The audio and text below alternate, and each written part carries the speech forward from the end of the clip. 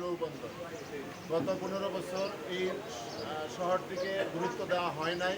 নারায়ণগঞ্জের যাতায়াত ব্যবস্থা সেই আগের মানদাতার আমলেরই রয়ে গেছে।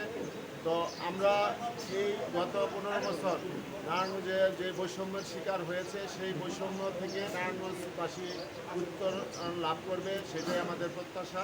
তবে আশার বিষয় হলো যে বর্তমান অন্তর্বর্তীকালীন সরকার আমাদের সুযোগ্য জেলা প্রশাসক জনাব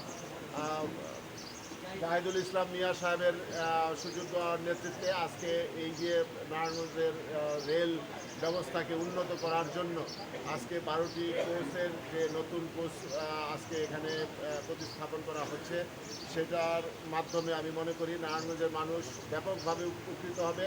এটা শুধু নারায়ণগঞ্জের মানুষ উপকৃত হবে না, নারায়ণগঞ্জে শিল্প বাণিজ্যের শহর হিসাবে বাংলাদেশের প্রত্যেকটি জেলা থেকে বাংলাদেশের মানুষ এই শহরে আসে।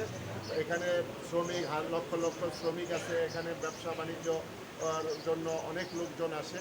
তারা যদি স্বল্প সময়ে যানজটবিহীনভাবে তাদের যাতায়াতটা করতে পারে তাহলে ব্যবসা বাণিজ্য আরও উত্তরিত হবে। এই নারায়ণগঞ্জে আরও শিল্প প্রতিষ্ঠান গড়ে উঠবে এবং নারায়ণগঞ্জের উন্নয়ন হলে আমি মনে করি বাংলাদেশের জাতীয় অর্থনীতিতে এটার একটা বড় ধরনের প্রভাব পড়বে এবং বাংলাদেশের অর্থনীতি উপকৃত হবে।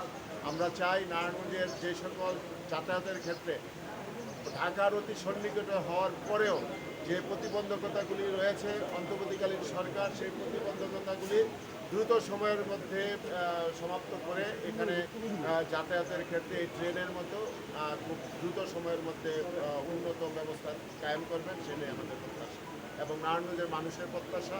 এবং আমরা যারা বিএনপি করি আজকে এই স্বাধীনতা দিবস 26শে মার্চ, এই 26শে মার্চের দিনে এই আপনার এই নতুন ট্রেন চালু হচ্ছে, এতে আমরা নারায়ণগঞ্জবাসী অত্যন্ত খুশি। আমরা চাই এরকমভাবে প্রত্যেকটি সেক্টরে নতুন নতুন বিষয় সংযোজিত হোক এবং নারায়ণগঞ্জের মানুষ উপকৃত হোক।